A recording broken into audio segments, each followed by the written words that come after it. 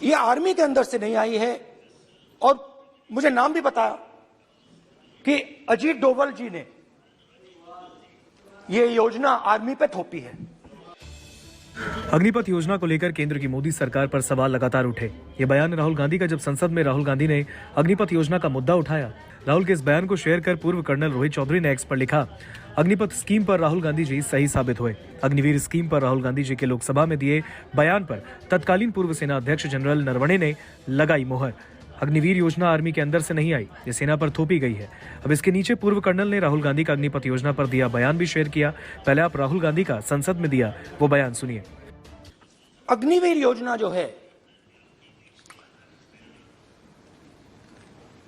ये आर्मी के अंदर से नहीं आई है।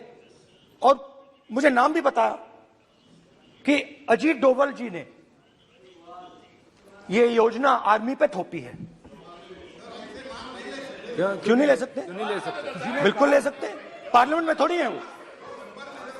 क्यों नहीं ले सकते? क्या बात कर रहे हैं सर? ये तर्क है, बाद में अडानी के लिए भी यही बोलने वाले हैं। फिर ये तर्क है इनका। तो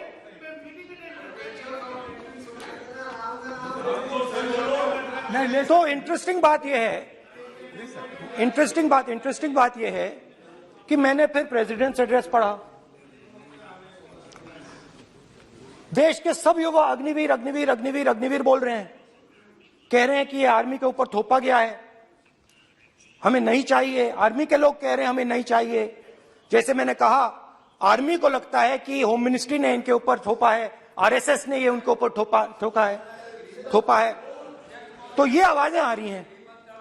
अब मैंने आपका चलिए अब आपको बताते हैं कि यहाँ पूर्व सेना अध्यक्ष एमएम नरवणे का नाम इसमें क्यों आ रहा है। उन्होंने ऐसा क्या खुलासा किया जिसको लेकर अब बवाल मचा है।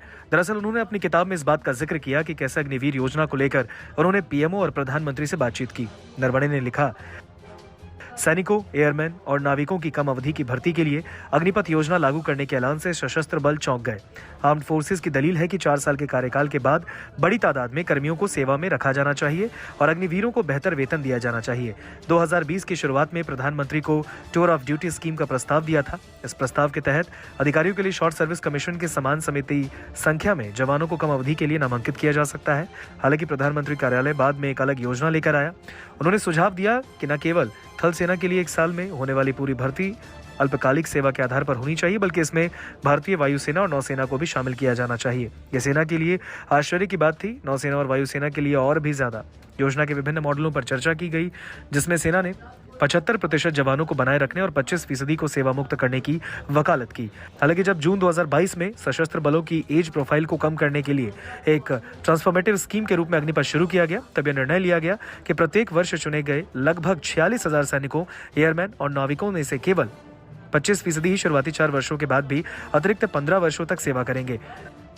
जनरल नरवणे 31 दिसंबर 2019 से 30 अप्रैल 2022 तक भारतीय थल सेना के प्रमुख रहे। उन्होंने अपने पुस्तक में यह भी उल्लेख किया कि पहले साल में शामिल होने वालों के लिए शुरुआती वेतन शुरू में 20,000 रुपए प्रतिमाह निर्धारित की गई। हालांकि सेना ने दृढ़ता से वृद्धि की सिफारिश की, क्योंकि उनका मानना था कि एक सैनिक की भूमिका की तुलना दैनिक वेतन भोगी मजदूर से करना उचित नहीं। उनकी सिफारिशों के आधार पर बाद में वेतन बढ़ाकर 30,000 रुपए प्रतिमाह किया गया।